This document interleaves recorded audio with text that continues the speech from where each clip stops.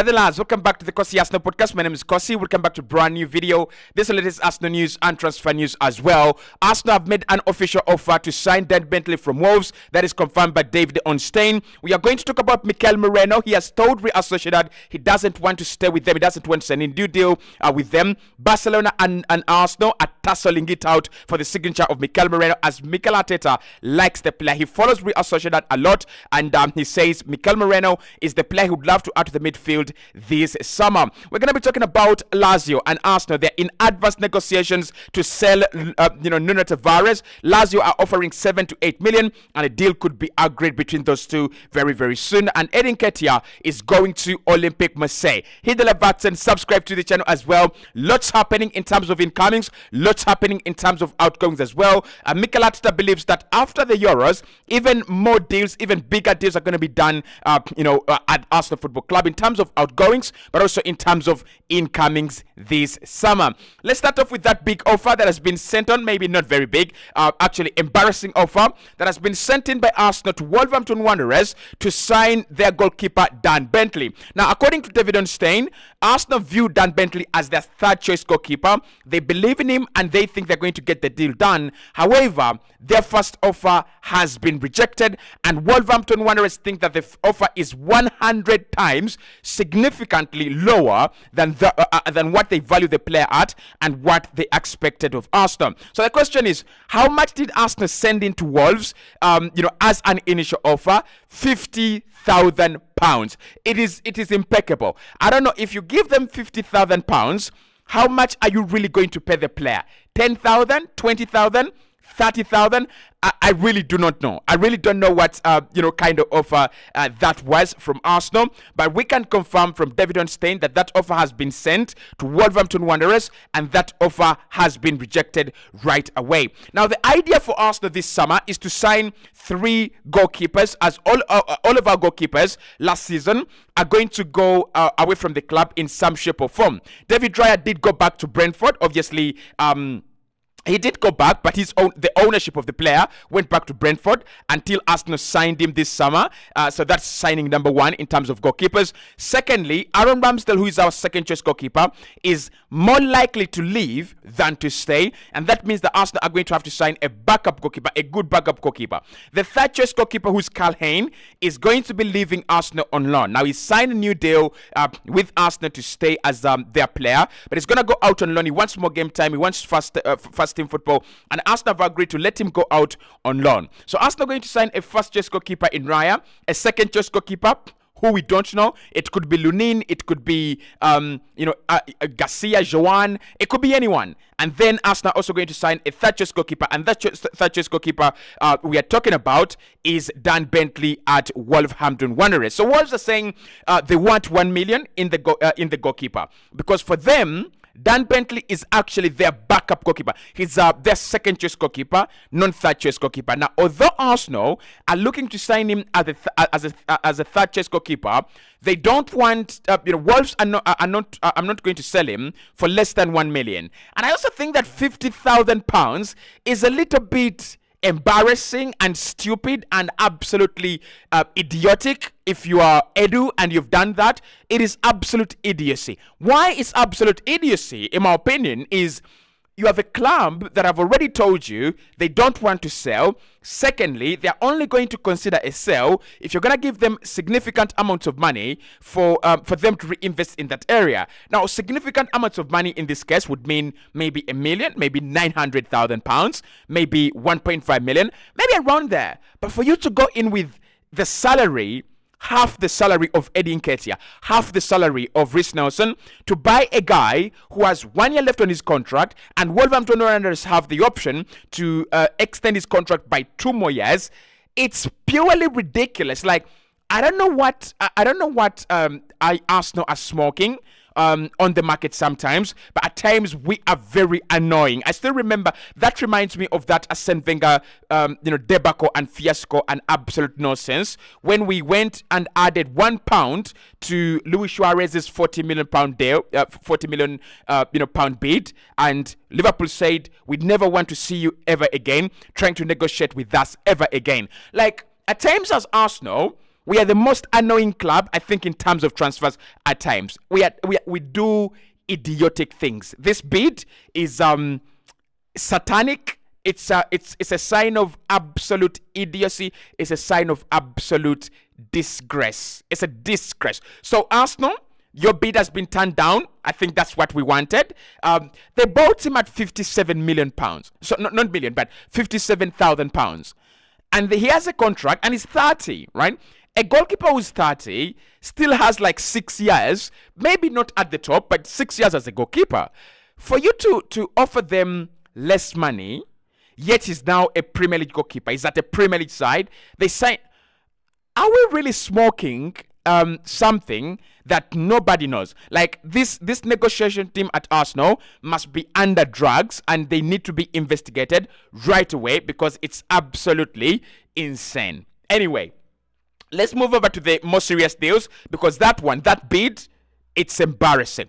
Now, Mikel Merino has told Real Sociedad that he's not going to renew a deal with them. He's actually going to be moving on, and Barcelona and Arsenal have all put their hands open. Now, yesterday I promised to give you more details about Mikel Merino's contract, and I brought those details.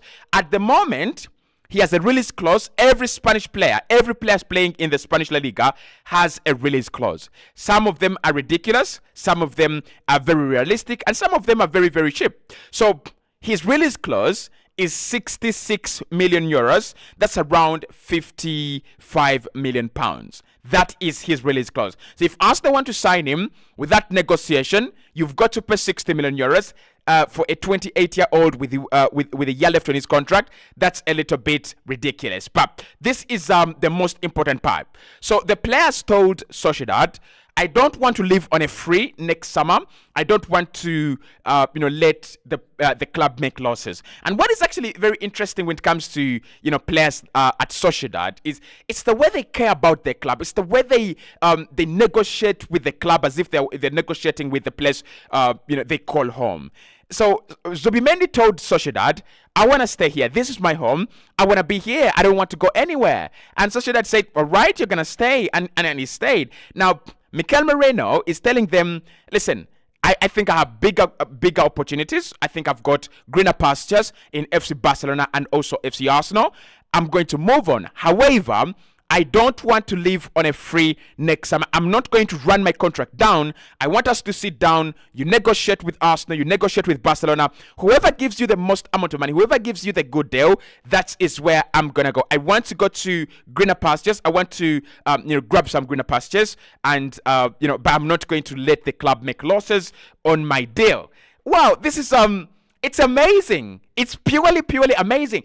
I really hope that the likes of Fabregas, the likes of Van Persie would have done the same. I really wish that these lunatics that left Arsenal to run for bigger money and run for trophies, I wish they negotiated like that for Arsenal. It would have been really empathetic, really empathetic. So this is what I think with this deal. Now the 66 million euro release clause is always there to protect the value of the player. Right now, if Sociedad is saying we want 50 million, they can negotiate a deal along those lines because they know you can't just go and trigger the release clause of the player. It's significantly higher than his real market value. I don't think at 1 year, he's got 1 year left on his deal. That means that any team that wants to sign him is going to have to calm down, talk to Real Sociedad, allow them to think, allow them to reason the price, and then set a new price. I think it's too expensive for a 28-year-old midfielder with 1 year left on his deal. So what I think here is that Mikel Arteta sees this as an opportunity. That's according to David Onstein. Those are not my words. David Onstein says that Mikel looks at Mikel Merino as an opportunity on the market. He also says that this deal and this player, Mikel Arteta has looked at him for quite a very long period of time. So he follows Real Sociedad a lot. So don't be surprised if Arsenal want to sign Takufesa Kubo. Don't be surprised if Arsenal want to sign. I'm actually very surprised that we didn't try to sign Lenormand from Real Sociedad. Very good, footballer, but he's 27. Maybe that's the reason why Arsenal didn't look into that direction, and he's also not left-footed. But the idea is that Mikel really follows a lot of players at Real Sociedad. I think because played there because it comes from the Basque region. That could be the reason. So Mikel thinks that either Zubimendi or Moreno is going to be the next midfield profile to add to Arsenal's midfield. And because Martin Zubimendi has already said he's not leaving the Basque region, it's now Mikel Merino. It's a deal that we're going to see progress quickly after the Euros. I think unlike the Williams deal, Barcelona don't have an upper hand in this one. It's like a 50-50. If they can afford him, because we are told they really like him, so if they can afford him, if they can offer the money that the club is looking for, the club is asking for, then they can get him. There's no question about that. We know that Mikel Merino is Spanish, and Spanish players love to play for Barcelona. But also the fact that he's now consolidated his call-up position in the Spanish national team, he might want to go to Barcelona just to make sure that at 29, 30, 31, and 32, he's still playing for Spain and still representing at the top level for the national team. Barcelona would actually easily allow him to do that. So it's not a complicated deal. I think it will be agreed between 30 million euros to 35 million euros, around there. I don't see that go above there, but I think it's going to be about player preference. It's going to be about who can convince Mikel Merino better. Is it Hansi Flick, the Flick at Barcelona, or is it the Mikel Arteta at Arsenal? Whatever happens out of there, we'll be discussing this more with Glenn, and of course, I'll be letting you know whatever is progressing on that front. Now, finally, Arsenal could be on the verge of offloading Eddie Nketiah, and this is a real possibility now.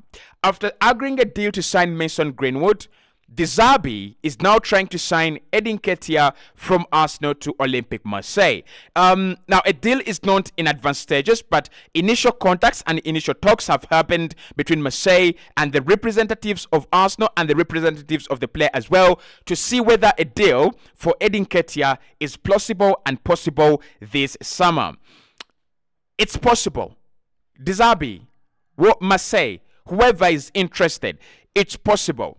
Now, we know that Arsenal have set a £50 million asking price for Eddie Nketiah. And I remember talking to Glenn about this, and I said, I don't see this price happen. I don't see Arsenal getting 50 million for Eddie Nketiah.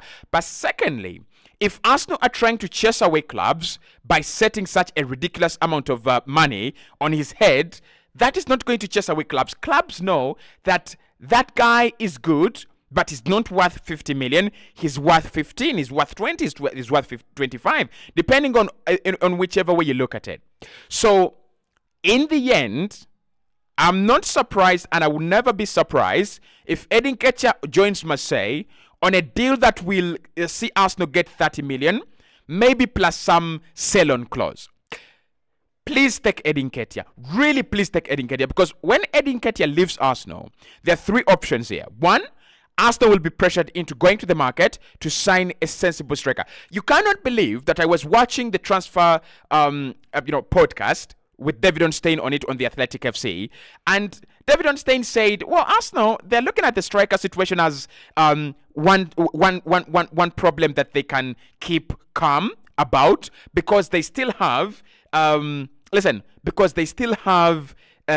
Nketiah and Gabriel Jesus.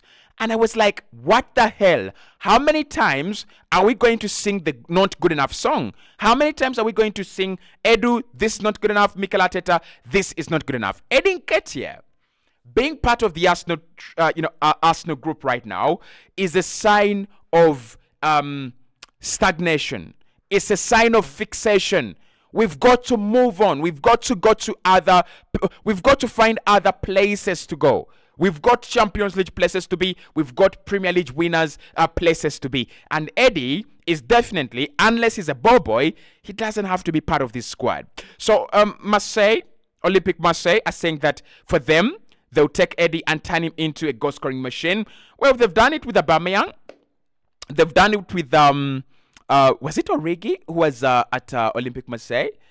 They're a striker who eventually ended up at Chelsea. Was it Origi? Probably. I don't think it was Origi, was it? I don't know whether it was a riggy. Maybe it was. But, I mean, they know how to turn players into good prospects. They've done it with the Lacazette as well. Arsenal are also in advanced talks with Lazio to let go of Nuno Tavares. Lazio have offered 7 to 8 million in terms of an offer. This will include an obligation to buy and also a sell-on clause. That means the Arsenal get some money when Lazio sell, and also Arsenal get 7 to 8 million after the end of his loan deal. Get him out. 100% get him out. Like, yeah. That's a good deal. 7 to 8 million. That is what Arsenal spent on him initially. Number one. Secondly, okay, this is bad. This is bad. Now,